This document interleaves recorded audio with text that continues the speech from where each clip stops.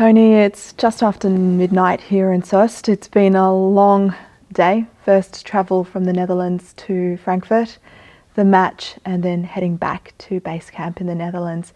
Have you had some time to gather your thoughts on that game?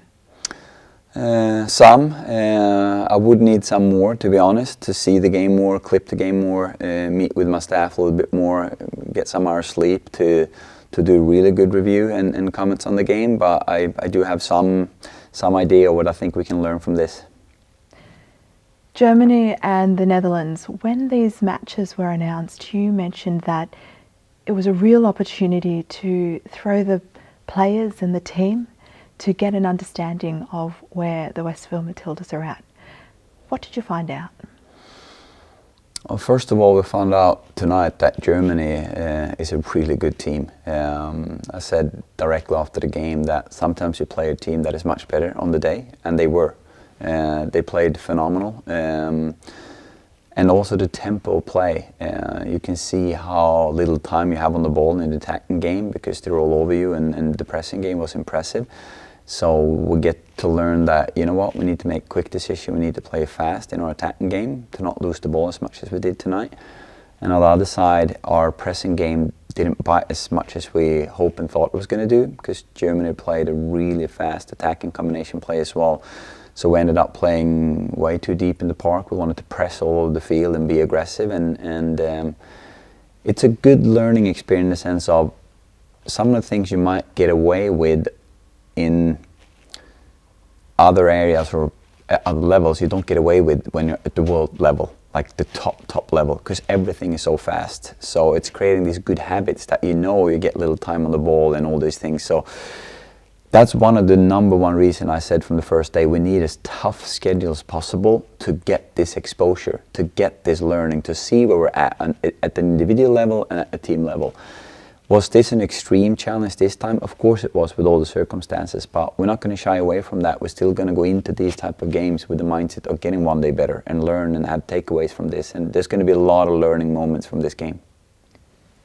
When you say you need that exposure and that tough experiment, does that come from your years of experience with the US national team, with some of the top players in the Swedish league previously and also in the men's game? Yeah, I think every individual, every team that wants to take that next step, I always speak about one day better, the mindset of a successful leader, individual or a team.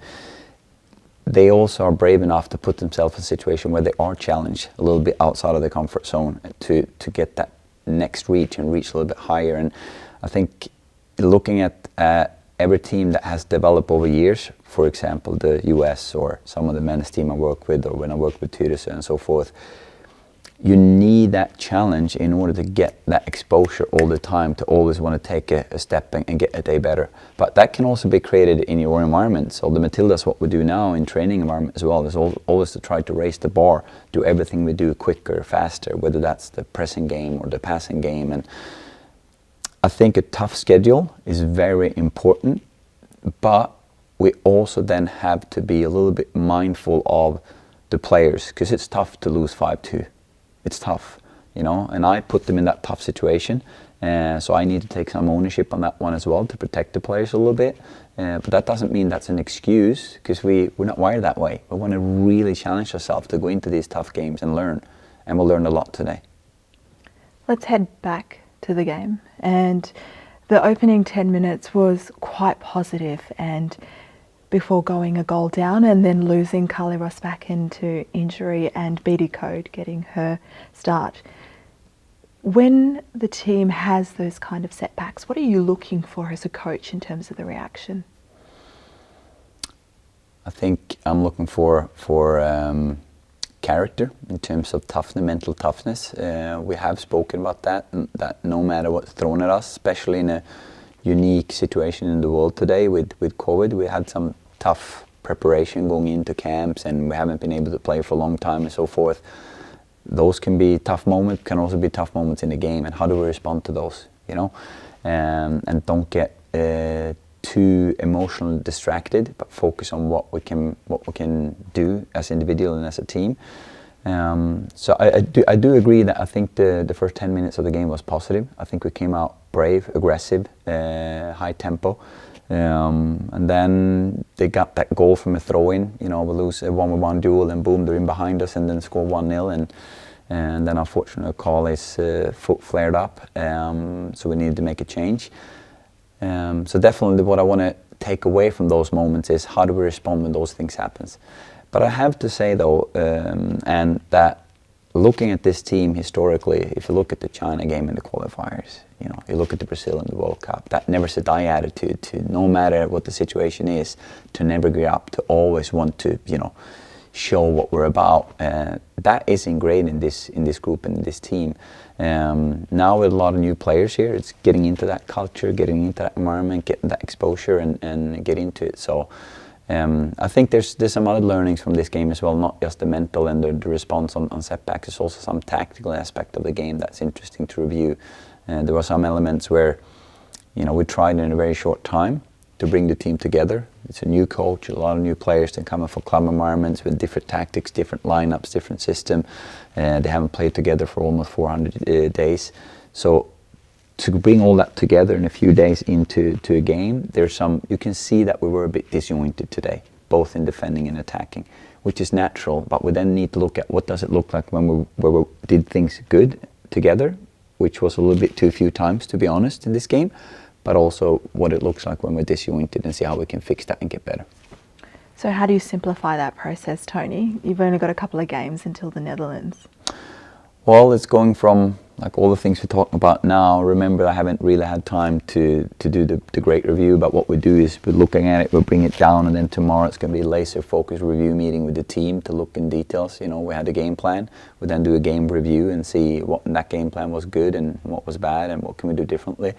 And then we take some learnings from that, and then straight away we're starting to prep for the Netherlands games. When you have a look at the game, tactically and also technically, what kind of positives do you look to then build on as you head towards the Netherlands? Obviously the 2 goals, that we don't stop playing, even though the result is running away from us. We scored 2 goals, and Gilnick scores 2 again. Have been scoring for a long time, both in the Swedish league at the end of last season and the W League this year. That's definitely a positive. I also look at a couple of things, especially in those first 10 minutes. What was it that we actually did in those minutes that was positive? I have a few clips already prepared for that. So those are definitely a couple of things. And then, for me, it's also positive that we actually get some new faces on the park here. To get some important minutes. It's one of the things that the federation done even before I was announced as head coach, this gap report and the pathway and getting fringe players and getting more players to get a better depth in the roster has been a part of the plan for the federation as well. So in that sense, I do think that's a positive to get some minutes for new players. Let's speak about one of those new players, Vida Goad. Talking about mentality thrown in there very early on in the piece, probably earlier than she expected to be in there. A little bit nervous in that beginning, but grew into the game. As a coach, what pleases you about that kind of performance from a debutant? Well, first of all, just the fact that she did get exposed to that type of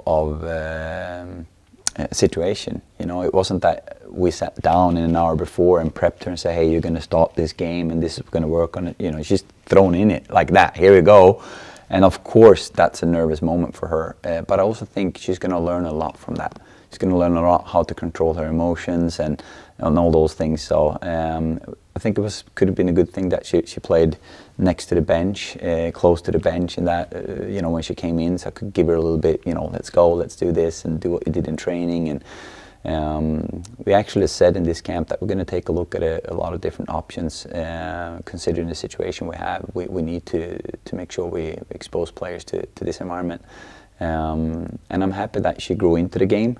And if you look at a couple of defensive action in her own box in that first half, that could have been 2 goals for Germany if she wasn't in the right moment in the right place. So that was good play of her. So I'm happy to see that. When we look towards the Netherlands, what are the one or two things that need to be done between now and that match?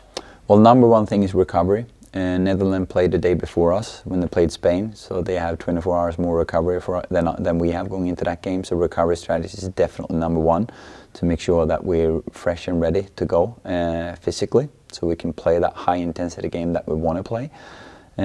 Secondly, it's making sure we all take the learnings from this game together, so we're open-minded tomorrow. Even though we're all disappointed that we lost and it was a tough loss, we need to open our minds tomorrow and together as a team take the learnings that we need to take from this.